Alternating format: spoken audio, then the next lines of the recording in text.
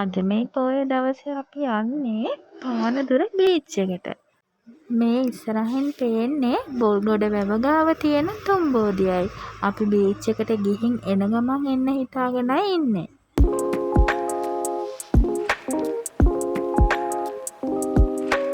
අපි දැන් මේ පාන්දුර බීච් එකට ආවා. එදා මාර සෙනඟක් හිටියේ බීච් එකේ.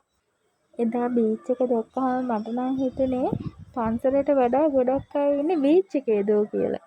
ඇත්තටම එදා අපි ගියේ හවස 5:00 කිට්ටු වෙලා වගේ තමයි බීච් එකට ගියේ. ඉතින් ඒ වෙලාවේ ඉර බැහැගෙන යන ගමන් තමයි තිබුණේ. බලන්නකෝ ඔයාලත් ලස්සන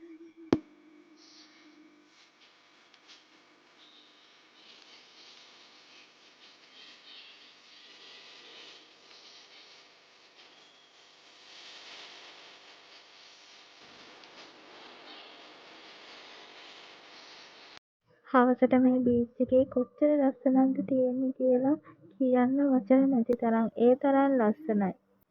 ඉතින් ජීවිතේ විඳින්න මේ වගේ පුංචිම වෙලාවක් හරි අපේ ජීවිතේට තියෙන්න ඕනි කියලා මම හිතනවා.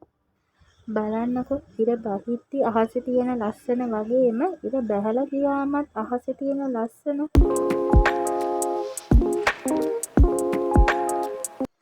ඉතින් අපි දැන් මේ ආවේ බොල්ගොඩ වැව ළඟ තියෙන තුම්බෝදිය කියන පන්සලටයි. ඉතින් මං අනිත් පන්සල් වලට වඩා පොඩ්ඩක් වැඩිපුර මේකේ සෙනඟ ඉන්නවා දැක්කා. ඉතින් මේ පන්සල ගොඩක් අනුහස් තියෙනවා කියලත් ගොඩක් දෙනා කියනවා.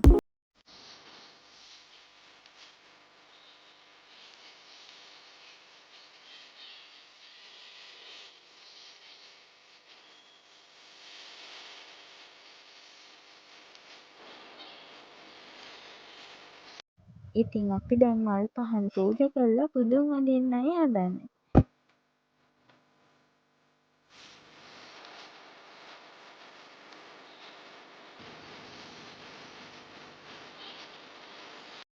මේ පන්සලේ බෝධීන් වහන්සේලා 3 නමක් වැඩ සිටිනවා. ඉතින් ඒක නිසායි මේ පන්සලට තුම්බෝදිය කියලා කියන්නේ.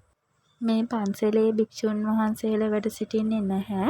දායක සභාවක් විසින් තමයි මේ පන්සලේ සියලු නඩත්තු කටයුතු කෙරෙන්නේ. ගොඩක් බැතිමතුන් ඇවිල්ලා බෝධි පූජා තියනවා, බාරහාර වෙනවා.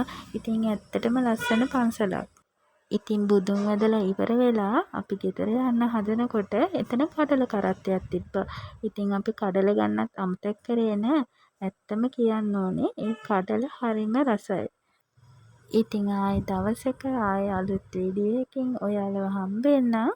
ඔයාලට සුබ දවසක්.